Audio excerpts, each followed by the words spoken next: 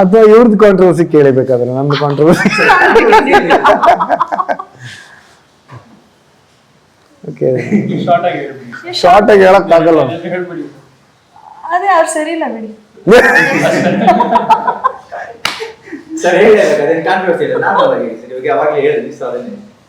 ಅಲ್ಲ, ಇವ್ರುಗಳಿಗೆ ಬೋರ್ ಆಗ್ಬಿಡುತ್ತಂತ ಒಂದೇ ಕಥೆನ ಕೇಳ್ತಾ. 4ನೇ ಸಲ ಕೇಳ್ತಾ ಇರೋದು ಇವಾಗ ಮತ್ತೆ ಹೇಳಿದ್ರೆ. ಬಟ್ ಅಫ್ಕೋರ್ಸ್ ನನಗೆ ನಮ್ಮ ಅಭಿಮಾನಿಗಳ ಒಂದು ಬೆಂಬಲ ಎಷ್ಟರ ಮಟ್ಟಿಗಿದೆ ಅನ್ನೋದು ನನಗೆ ಗೊತ್ತಾಯ್ತು. ಅದರ ಅರಿವು ನನಗೆ ಗೊತ್ತಾಯ್ತು. ಅವರು ನನ್ನ ಜೊತೆಯಲ್ಲಿ ನಿಂತ್ಕೊಂಡಿದ್ದ ರೀತಿ ಏನಿದೆ ಅದು ನಾನು ಎಲ್ಲೂ ನೋಡಿಲ್ಲ. ಅದು forget about the small battles ಅಂತ ಹೇಳ್ತಾರೆ. ಸೊ ಚಿಕ್ಕ ಚಿಕ್ಕ ಯುದ್ಧಗಳಲ್ಲಿ, ಗಲಾಟೆಗಳಲ್ಲಿ ನಾನು ಗೆದ್ದು, ನಾನು ದೊಡ್ಡವನು, ಪ್ರಯೋಜನ ಇಲ್ಲ. ಯುದ್ಧ, ಮಹಾಯುದ್ಧ ಗೆಲ್ಬೇಕು ನಾವು. ಏನು ಮಹಾಯುದ್ಧ? ವೀಕ್ಷಕರೇ ಎಲ್ಲರಿಗೂ ನಮಸ್ಕಾರ. ನೀವು ನೋಡ್ತಿದ್ದೀರಾ ಸುದ್ದಿಮಯ ಡಿಜಿಟಲ್ ಮೀಡಿಯಾ. ಇವತ್ತು ನಮ್ಮ ಜೊತೆ ಚೇಫ್ ಚಿದಂಬರ ಸಿನಿಮಾ ತಂಡದ ಕೆಲವೊಂದಿಷ್ಟು ವಿಚಾರಗಳನ್ನು ಮಾತಾಡ್ತಾ ಹೋಗೋಣ. ಸೊ ಮೊದಲದಾಗಿ 3 ಜನಕ್ಕೂ ಕಾರ್ಯಕ್ರಮಕ್ಕೆ ಸ್ವಾಗತ. ನಿಮಗೆ thank you. Thank you. Thank you sir. ನಿಮ್ಮನ್ನೇ ಶುರು ಮಾಡೋಣ. ಹಾಂ ಸರ್. ಖುಷಿ ಆಗ್ತಿದೆ ಸರ್ ನಿಮ್ಮ ನೋಡ್ತಿದ್ದೀರಾ. Thank you. Thank you. ಬಹಳ ದಿನಗಳ ನಂತರ ಮತ್ತೆ ಅಂದ್ರೆ ರಾಜ ಸಿಂಹ ನಂತರ ಮತ್ತೆ ಚೇಫ್ ಚಿದಂಬರ ಅಂತ ಬರ್ತಿದೆ. Yes sir. ತುಂಬಾ ಗ್ಯಾಪ್ ಯಾಕೆ ಅಂತ ಮತ್ತೆ ಧಾರಾವಾಹಿನೂ ಮಾಡ್ತಾ ಇದ್ದೆ ನಾನು. ಜೊತೆಯಲ್ಲಿ ಧಾರಾವಾಹಿಯಲ್ಲಿ ಇದ್ದೆ ನಾನು. ಹಾಗಾಗಿ ಬೆಳ್ಳಿ ತೆರೆಯಿಂದ ಸ್ವಲ್ಪ ದೂರ ಆದೆ, ಅಭಿನಯದಿಂದ ದೂರ ಆಗಿಲ್ಲ. ನೀನೆಲ್ಲೋ ನಾನಲ್ಲೇ ಸಿನಿಮಾ ಅವೆಲ್ಲ ಬಂದಾದ ನಂತರ ಮತ್ತೆ ನೀವು ಚಿತ್ರರಂಗದಿಂದ ತುಂಬಾ ದೂರ ಉಳಿದ್ರಿ. ಹೌದು ಹೌದು ಹೌದು. ಸೊ ಯಾಕೆ ಸರ್ ಅಂತ? ಅದು ಆಗೋಯ್ತು. ಅದು ನಾನು ಅನ್ಕೊಂಡಿರ್ಲಿಲ್ಲ ಆ ಥರ ಆಗತ್ತೆ ಅಂತ. ಆದರೆ ಅದು ಆಗೋಯ್ತು. ಬಹುಶಃ ಅದು ನಂದೇ ಅದರಲ್ಲಿ ತಪ್ಪಿರಬಹುದೇನೋ. ಯಾಕಂತಂದರೆ ಸಾಕಷ್ಟು ಆಯ್ಕೆ ಮಾಡ್ತಾ ಇದ್ದೆ ನಾನು. ಸಿನಿಮಾಗಳು ನನಗೆ ಇಷ್ಟ ಆಗಿರೋ ಅಂದರೆ ಇಷ್ಟ ಆಗಬೇಕು, ನನಗದು ಮನಸ್ಸಿಗೆ ಹಿಡಿಸಿದ್ರೆ ಮಾತ್ರ ನಾನು ಅದನ್ನು ಮಾಡ್ತಾ ಇದ್ದೆ. ಅದು ಬಹುಶಃ ಸ್ವಲ್ಪ ಜಾಸ್ತಿ ಆಯ್ತೇನೋ, ಅದು ಗೊತ್ತಿಲ್ಲ ನನಗೆ. ಆ ಸಮಯದಲ್ಲಿ ನನಗೇನು ಅನ್ನಿಸ್ತೋ ನಾನು ಆಯ್ಕೆ ಮಾಡಿರ್ತಕ್ಕಂಥ ಚಿತ್ರಗಳು ನಾನು ಮಾಡಿಕೊಂಡೆ. ಆದರೆ ಅದು ಮಾಡ್ತಾ ಇರೋದ್ರಿಂದ ಒಂದು ಸ್ವಲ್ಪ ಗ್ಯಾಪ್ ಆಗೋಯ್ತು ನನ್ನಲ್ಲಿ. ಜನಗಳಲ್ಲೂ ಅದು ಅನ್ನಿಸ್ತು, ಬಹುಶಃ ಇವರು ತುಂಬ ಆಯ್ಕೆ ಮಾಡ್ತಾರೆ ಅಂತ ಅವ್ರಿಗೆ ಒಂದು ಭಾವನೆ ಬಂದಿರಬಹುದೇನೋ. ಹಾಗಾಗಿ ಇದು ಗ್ಯಾಪ್ ಆಗೋಯ್ತು.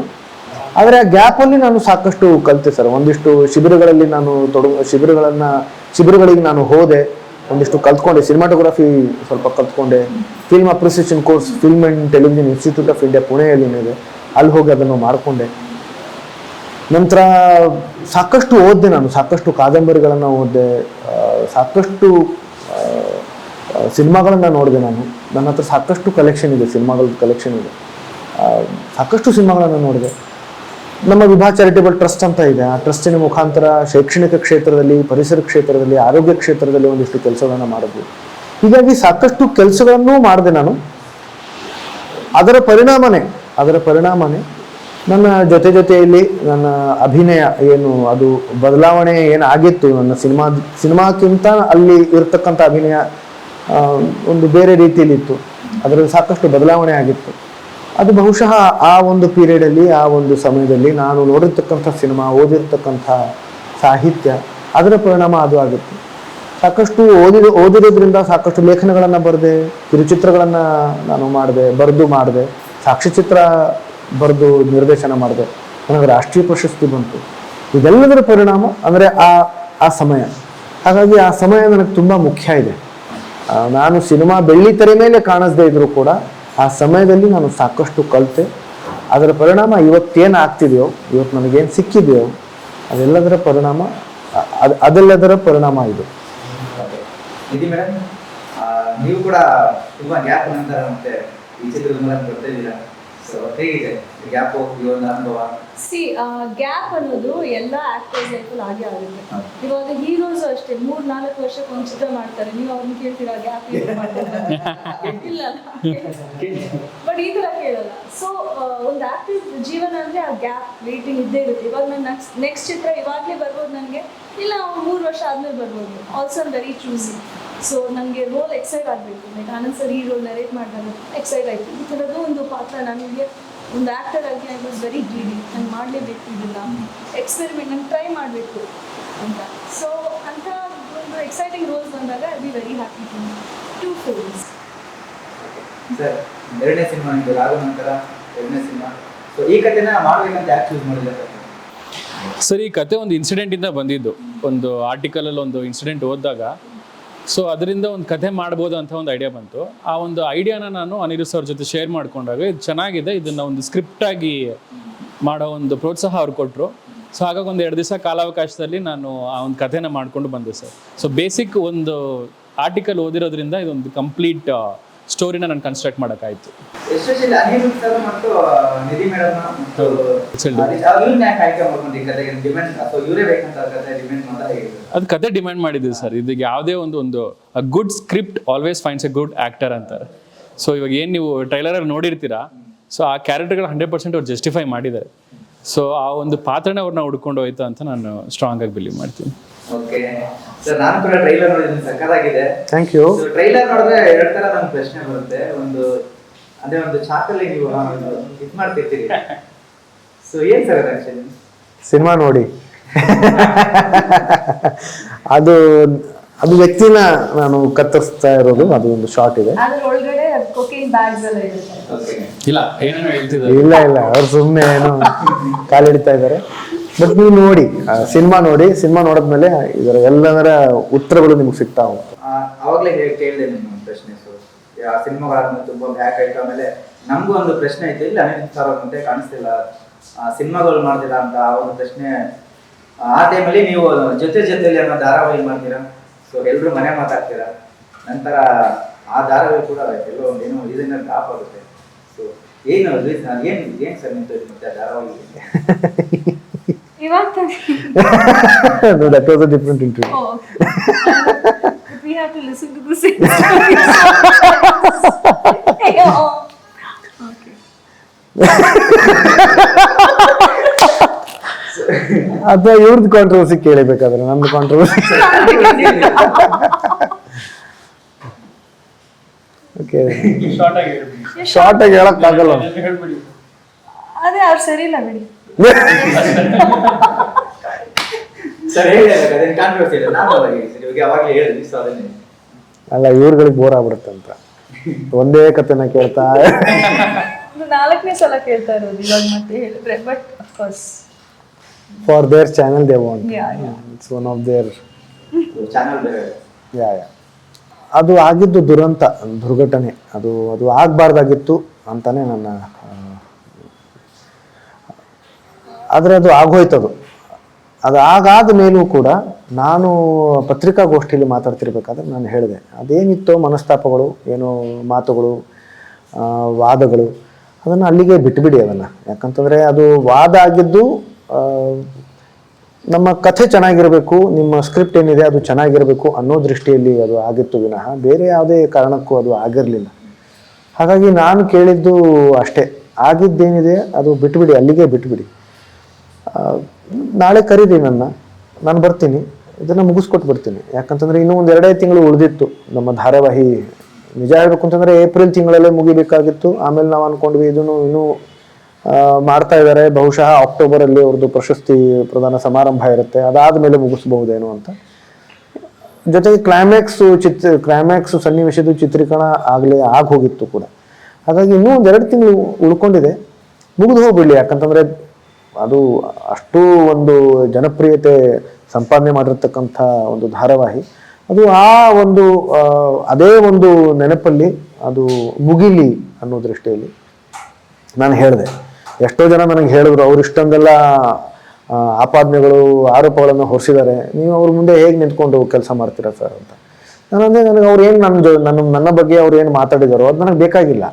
ನನಗೆ ಬೇಕಾಗಿರೋದು ನನ್ನ ಪಾತ್ರದ ಬಗ್ಗೆ ಇರತಕ್ಕಂಥ ನನ್ನ ನಿಷ್ಠೆ, ಶ್ರದ್ಧೆ, ನನ್ನ ಜವಾಬ್ದಾರಿ. ಜೊತೆಗೆ ಆ ಧಾರಾವಾಹಿ ನನಗೆ ತುಂಬ ಕೊಟ್ಟಿದೆ ಅದು. ಆ ಧಾರಾವಾಹಿ ಈ ರೀತಿಯ ಅಂತ್ಯ ಆಗಬಾರ್ದು. 3ನೇದಾಗಿ ಅಭಿಮಾನಿಗಳು, ವೀಕ್ಷಕರು, ಅವರಿಗೆ ರಸಭಂಗ ಆಗೋದ್ರಲ್ಲಿ ಅರ್ಥ ಇಲ್ಲ. ಅವರಿಗೆ ತೆರೆ ಹಿಂದೆ ಏನಾಗಿದೆ ಅದು ಬೇಕಾಗೂ ಇಲ್ಲ. ಹಾಗಾಗಿ ಅವರ ಬಗ್ಗೆ ಇರತಕ್ಕಂಥ ನಮ್ಮ ಒಂದು ಕಮಿಟ್ಮೆಂಟ್ ಏನಿದೆ, ನಿಷ್ಠೆ ಏನಿದೆ, ಅದನ್ನು ನಾವು ಅರ್ಥ ಮಾಡ್ಕೋಬೇಕು. ನಮ್ಮೆಲ್ಲರಿಗಿಂತ ದೊಡ್ಡದು ನಮ್ಮ ಧಾರಾವಾಹಿ. ಹಾಗಾಗಿ ಆ ಧಾರಾವಾಹಿಗೆ ಈ ರೀತಿಯ ಅಂತ್ಯ ಆಗಬಾರ್ದು ಅನ್ನೋ ದೃಷ್ಟಿಯಲ್ಲಿ ನಾನು ಹೇಳಿದೆ, ನೀವು ನನ್ನನ್ನು ಕರೀರಿ, ನಾನು ಬರ್ತೀನಿ, ವಾಪಸ್ ಬರ್ತೀನಿ, ಕೆಲಸ ಮಾಡ್ತೀನಿ ನಾನು ಅಂತ. ಕರೀಲಿಲ್ಲ ಅವರು ಏನು ಸಾಧಿಸಿದ್ರು ಅದರಿಂದ? ಏನೂ ಸಾಧಿಸೋಕ್ಕಾಗಲಿಲ್ಲ. ಆ ಒಂದು ಜನಪ್ರಿಯತೆ ಏನು, ಜನಮನ್ನಣೆ ಏನು ಅದು ಸಂಪಾದನೆ ಮಾಡಿತ್ತು, ಅದರ ಪತನ ಈ ರೀತಿ ಏನಾಯಿತು, ಅದು ಒಂದು ದುರಂತ. ಅದು ಆಗಬಾರ್ದಾಗಿತ್ತು. ಆದರೆ ಆ ಒಂದು ಘಟನೆಯಿಂದ ನನಗೆ ನಮ್ಮ ಅಭಿಮಾನಿಗಳ ಒಂದು ಬೆಂಬಲ ಎಷ್ಟರ ಮಟ್ಟಿಗಿದೆ ಅನ್ನೋದು ನನಗೆ ಗೊತ್ತಾಯಿತು. ಅದರ ಅರಿವು ನನಗೆ ಗೊತ್ತಾಯಿತು. ಅವರು ನನ್ನ ಜೊತೆಯಲ್ಲಿ ನಿಂತ್ಕೊಂಡಿದ್ದ ರೀತಿ ಏನಿದೆ ಅದು ನಾನು ಎಲ್ಲೂ ನೋಡಿಲ್ಲ. ಅದು ಅತ್ಯದ್ಭುತವಾಗಿತ್ತು. ಅದು ಹಾಗಾಗಿ ಅದು ನನಗೆ ಗೊತ್ತಾಗಬೇಕಾಗಿತ್ತು ಒಂದು. ಎರಡನೇದಾಗಿ ಬಹುಶಃ ನಾನು ಅಂದ್ಕೊಳ್ತೀನಿ ಜೊತೆಲಿ ಧಾರಾವಾಹಿಯ ಒಂದು ಹಣೆ ಬರಹ ಇದೇ ಆಗಿತ್ತು. ಇದು ವಿಧಿಲಿಖಿತ. ಅದರ ಒಂದು ಏರು ಅಥವಾ ಅದರ ಒಂದು ಉನ್ನತ ಮಟ್ಟಕ್ಕೆ ಅದು ಹೋಗುತ್ತೆ ಅನ್ನೋದು ಇತ್ತು, ಜೊತೆಗೆ ಅದರ ಪತನ ಈ ರೀತಿಯಲ್ಲಿ ಆಗತ್ತೆ ಅನ್ನೋದು ಇತ್ತು. ಪತನದ ಸಮಯದಲ್ಲಿ ನಾನು ಇರಲಿಲ್ಲ ಅಲ್ಲಿ. ಭಗವಂತ ನನ್ನನ್ನು ಅಲ್ಲಿಂದ ಆಚೆ ತೆಗೆದ. ನೀನು ಈ ಸಮಯದಲ್ಲಿ ನಿನ್ನಲ್ಲಿ ಇರಕೂಡ್ದು ಅಂತ ನನ್ನನ್ನು ಆಚೆ ತೆಗೆದ. ಹಾಗಾಗಿ ಇದು ಬಹುಶಃ ನಾನು ಈ ರೀತಿಯಲ್ಲಿ ತಗೊಂಡಿದ್ದೀನಿ ಇದನ್ನು. ಎರಡೂ ವಿಷಯಗಳು ಗೊತ್ತಾಯಿತು. ಅಭಿಮಾನಿಗಳ ಪ್ರೀತಿ ಗೊತ್ತಾಯಿತು ನನಗೆ, ಅಷ್ಟರ ಮಟ್ಟದ ಪ್ರೀತಿ ಗೊತ್ತಾಯಿತು ನನಗೆ, ಅದು ಗೊತ್ತಿರಲಿಲ್ಲ, ಅದು ಗೊತ್ತಾಯಿತು. ಜೊತೆಗೆ ಒಂದು ನನ್ನನ್ನು ಆ ಭಗವಂತ ಸರಿಯಾದ ಸಮಯದಲ್ಲಿ ಹೊರಗಡೆ ತೆಗೆದ. ಇದು ಇರಬೇಕು. ಸೊ ಜೊತೆಯಲ್ಲಿ ಸೀರಿಯಲ್ ಡ್ರಾಪ್ ಆಯಿತು ಅನ್ನೋದು ಅಂದ ಕೂಡಲೇ ಗೃಹಿಣಿಯರಾಗಲಿ ಸೊ ಸಾಕಷ್ಟು ಜನರು ಬಹಳ ಬೇಜಾರಾದ್ರು ಕೂಡ. ಹೌದು. ಅಲ್ಲ, ಅದಕ್ಕೇನೆ ನಾನು ಹೇಳಿದ್ದೆ, ಅದು ರಸಭಂಗ ಕೂಡ್ದು. ಅವ್ರಿಗೋಸ್ಕರ, ಧಾರಾವಾಹಿಗೋಸ್ಕರ, ನಮ್ಮ ಪಾತ್ರದಗೋಸ್ಕರ ನಾನು ಹೇಳಿದೆ, ಧಾರಾವಾಹಿನೇ ದೊಡ್ಡದು, ನಮ್ಮ ಎಲ್ರಿಗಿಂತ ದೊಡ್ಡದು. ನಾವು ನಮ್ಮ ಮನಸ್ತಾಪಗಳು, ಭಿನ್ನಾಭಿಪ್ರಾಯಗಳು ಅದು ಆಗ್ತಾ ಇರ್ತವೆ, ಪ್ರತಿಯೊಂದು ಕುಟುಂಬದಲ್ಲೂ ಆಗ್ತವೆ. ಹಾಗಂತ ಡಿವೋರ್ಸ್ ಕೊಡಲ್ಲ. ದುರಹಂಕಾರ ಗೆಲ್ಲಬಾರ್ದು ಯಾವತ್ತೂ ಗೆಲ್ಲಬೇಕಾಗಿರೋದು ನಮ್ಮ ಪ್ರಾಜೆಕ್ಟ್ ಗೆಲ್ಲಬೇಕು. ನಾನು ಅನಿರುದ್ಧನಾಗಿ ನನಗೆ ಅಡುಗೆ ಬರಲ್ಲ, ಶೆಫ್ ಚಿದಂಬರಂಗೆ ಬರುತ್ತೆ, ನನಗೆ ಬರಲ್ಲ. ಅಡುಗೆ ಇವ್ರು ಚೆನ್ನಾಗಿ ಮಾಡ್ತಾರೆ.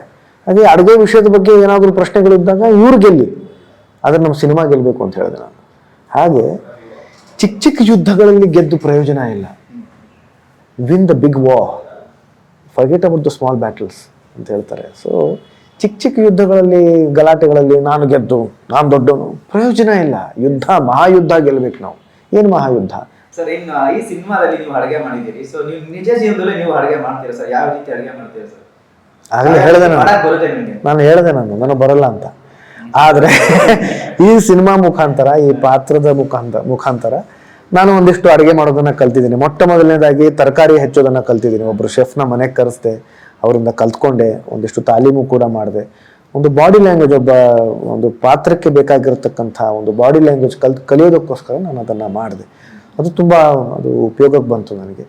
ಎರಡನೇದಾಗಿ ಒಂದು ರಿಯಾಲಿಟಿ ಶೋ ಕರೆದ್ರು, ಅದಕ್ಕೋಸ್ಕರ ಒಂದು ಶ್ರೀಖಂಡ್ ಆಮೇಲೆ ಆಮ್ರಖಂಡ್ ಮಾಡೋದನ್ನು ಕಲಿತೆ ನಾನು. ಅದನ್ನು ಮಾಡಿದ್ದೀನೂ ಕೂಡ, ಅದು ಚೆನ್ನಾಗೂ ಆಗಿತ್ತು. ನಾನು ಶೆಫ್ ಆಗಬೇಕು ಅಂತ ನಾನು ತುಂಬ ಒಂದು ಆಸೆ ಇತ್ತು ನನಗೆ. ಹೋಟೆಲ್ ಮ್ಯಾನೇಜ್ಮೆಂಟ್ ಆ್ಯಂಡ್ ಕೇಟ್ರಿಂಗ್ ಟೆಕ್ನಾಲಜಿಯಲ್ಲಿ ನಾನು ಅಡ್ಮಿಷನ್ ತೊಗೊಂಡು ನಾನು ಓದಬೇಕು ಅಂತ ನನಗೆ ತುಂಬ ಆಸೆ ಇತ್ತು. ಅದು ಆಗಲಿಲ್ಲ. ಬಹುಶಃ ಭಗವಂತ ಈ ಒಂದು ಪಾತ್ರದ ಮುಖಾಂತರ, ಈ ಚಿತ್ರದ ಮುಖಾಂತರ ಆ ಒಂದು ಆಸೆಯನ್ನು ನೆರವೇರಿಸಿದ್ದಾನೆ. ನಿಧಿ ಮೇಡಮ್, ನಿಮ್ಗೆ ಯಾವ ರೀತಿ ಅಡುಗೆ ಮಾಡಕ್ಕೆ ಬರುತ್ತೆ? ಸೊ ಯಾವ ರೀತಿ ಮಾಡ್ತೀರಾ? Veg, non veg? Veg, non veg ಎರಡೂ ಮಾಡ್ತೀನಿ. ಇನ್ಫ್ಯಾಕ್ಟ್ ನನಗೆ ನಾನ್ ವೆಜ್ ಅಡುಗೆ ಮಾಡೋಕ್ಕೆ ಸುಲಭ ಅಂತ ಅನಿಸುತ್ತೆ ಮೋರ್ ದೆನ್ ವೆಜ್. ಬಟ್ ಮುಂಚಿಂದನೂ ಏನು ಅಡುಗೆ ಏನು ಕಲ್ತಿರ್ಲಿಲ್ಲ. ಲಾಕ್ಡೌನ್ ಟೈಮಲ್ಲಿ ಪಿಕ್ಟಪ್ ದ ಸ್ಕಿಲ್, ಹಾಗೆ ಕಂಟಿನ್ಯೂ ಆಯಿತು. ಸೊ ಬಟ್ ಮನೇಲಿ ಅಡುಗೆ ಮಾಡೋರು ಇದ್ದಾರೆ, ಬಟ್ ನನಗೆ ಒಂದು ಹಾಬಿ ಥರ, ಲೈಕ್ ನಂಗೆ 3 ಹೊತ್ತು ಅಡುಗೆ ಮಾಡೋಕ್ಕೆ ಟೆನ್ಷನ್ ಆಗಿಬಿಡುತ್ತೆ. So just 1 dish a day, ಇಲ್ಲಾಂದರೆ whenever I feel like cooking, ಈ ರೆಸಿಪಿ ನೋಡಿ, ಇಲ್ಲಾಂದರೆ ಅಜ್ಜಿದು ಒಂದು ರೆಸಿಪಿ ಬುಕ್ ಇದೆ, ಅವರೇ ಹ್ಯಾಂಡ್ ರೈಟಿಂಗಲ್ಲಿ ಬರೆದಿದ್ದು 90s. ಸೊ ಅದನ್ನ ನೋಡಿ ಏನಾದರೂ ಒಂದು ಅಟೆಂಪ್ಟ್ ಮಾಡ್ತೀನಿ. ಚೆನ್ನಾಗಿ ಮಾಡ್ತಾರಂತೆ ಅಡುಗೆ ಅಂತ ಅವರೇ ಹೇಳ್ತಾ ಇದ್ದಾರೆ. ನಾವು ಇನ್ನೂ ಗೊತ್ತೇ ಇಲ್ಲ ನಮಗೆ, ಬರೀ ಹೇಳ್ತಾ ಇದ್ದಾರೆ ಅಂತ ಕರಿತಾ ಇದ್ದಾರೆ ಈಗ. ಓಕೆ ಸರ್, ಇನ್ನು ಮೊನ್ನೆ ಟ್ರೈಲರ್ ಬಿಡುಗಡೆ ಆಯಿತು. ಸೊ ರಮೇಶ್ ಅರವಿಂದ್ ಸರ್ ಬಂದು ಸಾಕಷ್ಟು ಗೆಸ್ಟ್ಗಳು ಬಂದಿದ್ರು. ಸೊ ರಮೇಶ್ ಅರವಿಂದ್ ಸರ್ ಇಡೀ ತಂಡ ಹೊಗಳ್ತಿದ್ರು. ಸೊ ಏನ್ ಹೇಳ್ತೀರಾ ಸರ್?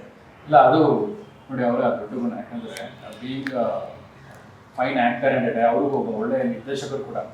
ಸೊ ಅವರು ನನ್ನ ಅಷ್ಟು ಹೋಗಲಿದ್ದು ಸ್ಟೇಜ್ ಮೇಲೆ, ಯಾಕಂದ್ರೆ ಅವರು ಚಿಕ್ಕ ಒಂದು ಡೀಟೇಲ್ಸ್ ನೋಟಿಸ್ ಮಾಡಿದ್ರು. ಒಂದೇನು ಪೋಡಿಯಂ ಸೆಟಪ್ ಮಾಡಿದ್ವಿ, ಅದರಲ್ಲಿ ಒಂದಷ್ಟು ತರಕಾರಿಗಳನ್ನೆಲ್ಲ ಇಟ್ಟಿದ್ವಿ, ಅಥವಾ ಪೋಸ್ಟರ್ ಡಿಸೈನಿಂಗ್ಸ್ ಆಗಿರ್ಬೋದು, ಎಲ್ಲ ನೋಡಿದಾಗ ಓಕೆ ಇದೊಂದು ಕ್ರಿಯೇಟಿವ್ ಟೀಮ್ ಅಂತ ಹೇಳಿ ಅವ್ರಿಗೊಂದು ಒಳ್ಳೆ ಭರವಸೆ ಬಂತು. ಹಾಗಾಗಿ ನಮ್ಮನ್ನು ಚೆನ್ನಾಗಿ ಹೋಗ್ಬೇಕು. ಸೊ ಅವರ ಒಂದು ಸಪೋರ್ಟ್ ಈ ಸಿನಿಮಾಗೆ ಓಕೆ ಸರ್, ಇನ್ನು ಮೊನ್ನೆ ರೀಸೆಂಟ್ ಆಗಿ ಸುದೀಪ್ ಸರ್ ಕೂಡ ಮನೆ ಕರೆಸಿ ಟ್ರೈಲರ್ ಏನೋ ನೋಡಿದಂತ ಸಿನಿಮಾನೇ ನೋಡಿದ್ರು ಏನ್ ಹೇಳಿದೆ ಸರ್ ಸಿನಿಮಾ? ಮೊದಲು ನಾವು ಪೋಸ್ಟರ್ ರಿಲೀಸ್ ಮಾಡೋದಕ್ಕೋಸ್ಕರ ಅವ್ರ ಹತ್ರ ಹೋಗಿದ್ವಿ. ಪೋಸ್ಟರೇ ಬಹಳ ಇಷ್ಟಪಟ್ರು ಅವರು, ತುಂಬಾ ಇಷ್ಟಪಟ್ರು. ನಂತರ ನಿರ್ದೇಶಕರು ಅಲ್ಲಿದ್ರು, ಪರಿಚಯ ಮಾಡಿಸ್ದೆ, ಇಷ್ಟಪಟ್ರು ಅವ್ರು. ನಾವು ತುಂಬಾ ಹಾಡಿ ಹೊಗಳಿದ್ರು ಅವ್ರನ್ನ. ಆಮೇಲೆ ತುಣುಕು ಕೂಡ ನಮ್ದು ಟೀಸರ್ ಕೂಡ ತಯಾರಾಗಿತ್ತು, ಅದನ್ನು ತೋರಿಸಿದ್ವಿ, ಅದು ತುಂಬಾ ಇಷ್ಟಪಟ್ರು. ಅವ್ರಿಗೆ ಏನೋ ಅದು ತುಂಬಾನೇ ಇಷ್ಟ ಆಗೋಯ್ತು, ಪೋಸ್ಟರಿಂದಾನೇ ಅದು ಬಹಳ ಇಷ್ಟ ಆಗೋಯ್ತು ಅವ್ರಿಗೆ. ತಕ್ಷಣ ಅವರೇ KRJ ಅವ್ರಿಗೆ ಫೋನ್ ಮಾಡಿ ನನಗೋಸ್ಕರ ಈ ಸಿನಿಮಾನ ನೀವು ಹಂಚಲೇಬೇಕು, ನೀವು ಹಂಚಿಕೆದಾರರಾಗಲೇಬೇಕು ಅಂತ ಅವರೇ ಕೇಳ್ಕೊಂಡ್ರು. ಇದು ಒಂದು ಸಿನಿಮಾ ಬಗ್ಗೆ ಇರ್ತಕ್ಕಂಥ ಪ್ರೀತಿ, ಜೊತೆಗೆ ನನ್ನ ಬಗ್ಗೆ, ನಮ್ಮ ಕುಟುಂಬದವ್ರ ಬಗ್ಗೆ, ಅಪ್ಪ ಅವ್ರ ಬಗ್ಗೆ, ಅಮ್ಮವ್ರ ಬಗ್ಗೆ, ನಮ್ಮ ಶ್ರೀಮತಿ ಕೀರ್ತಿಯವ್ರ ಬಗ್ಗೆ ಇರತಕ್ಕಂಥ ಒಂದು ಆತ್ಮೀಯತೆ, ಗೌರವ, ಅಭಿಮಾನ, ಅದನ್ನು ಅವರು ವ್ಯಕ್ತಪಡಿಸಿದ್ರು ಈ ಒಂದು ಸಹಕಾರದಿಂದ. ಅವರಾಗೆ ಸಿನಿಮಾ ಕೂಡ ನೋಡಿದ್ರು, ಅವ್ರನ್ನ ತುಂಬ ಓದಿದ್ದಾರೆ. ನಿಜಕ್ಕೂ ಆ ಒಂದು ಸಹಕಾರಕ್ಕೆ ನಾನು, ನಮ್ಮ ಇಡೀ ತಂಡ ಅದು ತಲೆಬಾಗ್ತೀವಿ. ಅವರಾಗಿರಬಹುದು ಅಥವಾ ಅವ್ರ ಜೊತೆಯಲ್ಲಿ ರಮೇಶ್ ಅರವಿಂದ್ ಸರ್ ಬಗ್ಗೆ ಹೇಳಿದ್ರು. ಒಂದೇ ಒಂದು ಕರೆ, ಸರ್ ಬಂದು ನಮ್ಮ ಟ್ರೈಲರ್ ರಿಲೀಸ್ ಮಾಡಿಕೊಡಿ, ಬರ್ತೀನಿ ಅಂತಂದ್ರು. ಬಂದು ಮಾಡಿದ್ರು. ಇವ್ರ ಜೊತೆಯಲ್ಲಿ ಸ್ಟೇಜ್ ಮೇಲೆ ನಿಂತು ಇವ್ರದ್ದೇನೋ ಒಂದು ಐಟಮ್ ಇತ್ತು ಅವ್ರ ಜೊತೆ, ಅದರಲ್ಲೂ ಅವರು ಭಾಗಿಯಾಗಿ ಅದನ್ನು ಮಾಡಿ, ಇದೆಲ್ಲವೂ ನಮ್ಮ ಕುಟುಂಬದ ಬಗ್ಗೆ ಇರ್ತಕ್ಕಂಥ ಒಂದು ಅಭಿಮಾನ, ಪ್ರೀತಿ, ಅದನ್ನು ವ್ಯಕ್ತಪಡಿಸೋ ರೀತಿ ಇದು. ಜೊತೆಗೆ ಮೊಟ್ಟ ಮೊದಲನೇದಾಗಿ ನಾವು ಈ ಸಿನಿಮಾನ ಅದರ ಪೂಜೆ, ನಾವು ಸ್ಕ್ರಿಪ್ಟ್ ಪೂಜೆ ನಾವು ಸ್ಮಾರಕದಲ್ಲಿ ಮಾಡಿದ್ವು, ಅಪ್ಪ ಅವ್ರ ಸ್ಮಾರಕದಲ್ಲಿ ಮಾಡಿದ್ವು. ಹಾಗಾಗಿ ಅವರ ಆಶೀರ್ವಾದದಿಂದ ಇದು ಪ್ರಾರಂಭ ಆಯಿತು. ಭಾರತೀಯಮ್ಮ ಅವರು ಕ್ಯಾಮ್ರಾ ಚಾಲನೆ ಮಾಡಿದ್ರು, ಉಪ್ಪಿ ಸರ್ ಬಂದು ಕ್ಲಾಪ್ ಬೋರ್ಡ್ ಮಾಡಿದ್ರು. ಈಗ ಧ್ರುವ ಸರ್ಜಾ ಅವರು, ಶರಣ್ ಅವರು, ದಿಗಂತ್ ಅವರು ಇದಕ್ಕೆ ಪ್ರಮೋಷನ್ ಮಾಡ್ತಾ ಇದ್ದಾರೆ. ಇದೆಲ್ಲವೂ ಅವರ ಒಂದು ಪ್ರೀತಿ. ಆ ಪ್ರೀತಿಗೆ ನಾನು, ನಮ್ಮ ಇಡೀ ತಂಡ ತಲೆಬಾಗ್ತೀವಿ.